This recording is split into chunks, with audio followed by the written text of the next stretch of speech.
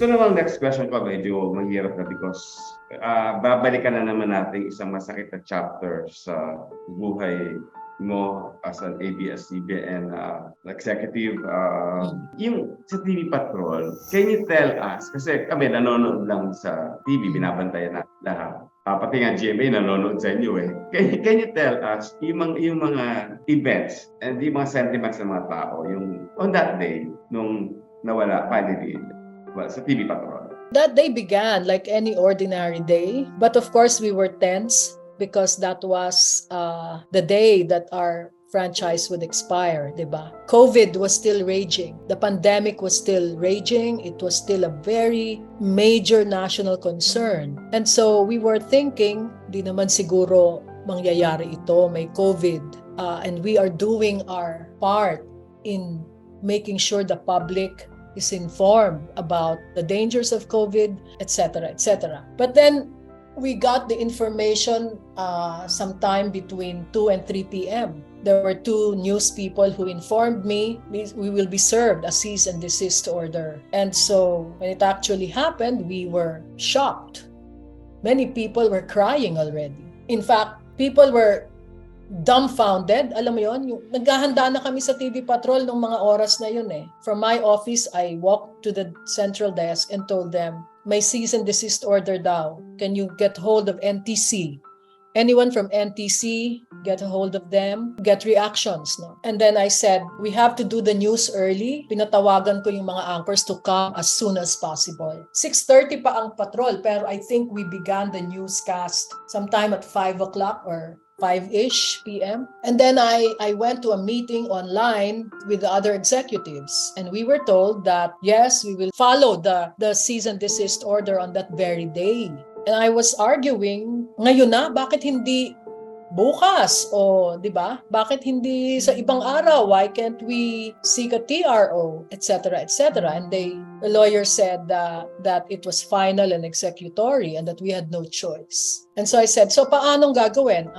We'll do the news. We'll preempt everything, okay? So yeah, and that's why I called the anchors to come early. Na iba yung lineup, so the reporters who were doing other stories returned to base. Basta naramdaman ko na lang, biglang dumadami ang tao sa newsroom. Ano? They were all lining up the stories that were related to the franchise. And people were starting to cry because there was a time na biglang, hindi ko na maalala yung exact oras, the exact time, but it was confirmed and I got a copy of the cease and desist order. So it was official. And so I tried to be strong and I was really giving orders in a calm manner, not crying, and I told people, huwag kayong umiyak, pinaghandaan natin ito. We knew this would happen. We should be prepared for this. Let's think of how we will do the news today. And so I told the EP, we should start as soon as the anchors are ready. We will cut into regular programming. We will sign off at the end of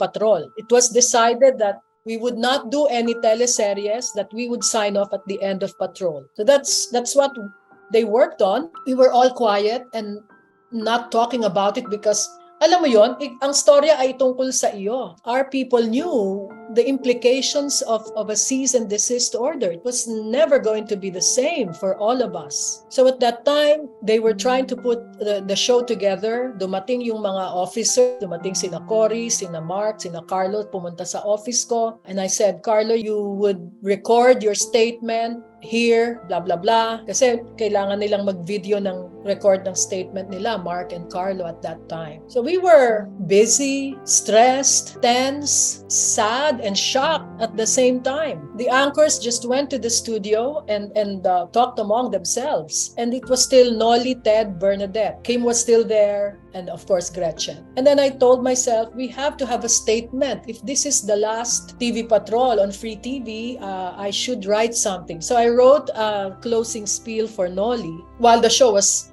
going on, and then I was editing it and all of that. And by this time, a lot of people were in the newsroom already. Ang dami nang dumating, nagsibalikan from their assignments. from the field. Doris was uncontrollably crying. Shara was there. They were taking videos. May mga cameras na bukas. I don't know, documenting the moment. And I remember I talked to Mara, our station manager of DZMM, and I was giving her instructions na wala nang SRO, hindi na tayo mag-ano after patrol, end na, ganyan-ganyan. And she was crying. Her tears were literally flowing on her face while she was taking notes on what I was saying. I wanted to hug her, Butch, and I could not. Because I knew if I did, I would possibly break down or cry too, And up to now, sabi nga sa'yo, whenever I think of those moments, it brings me back to that very place, to that event that was so tragic for many of us. And yes, and later on, natapos na yung newscast. Nolly arrived. Nolly and Ted and all the other anchors went to the newsroom, and we all just hugged each other. And alam mo yon, we were just aimlessly walking, and hindi ko alam kung paano kami nakauwi. I don't remember how we parted. We just went on about our business, and siguro unti-unting umalis na lang yung mga tao, no? And we said that there'd be no news the next day, and there was no news the next day. I went to work, but we were not on air, and then it was decided that the next day we would resume TV Patrol on digital and on cable.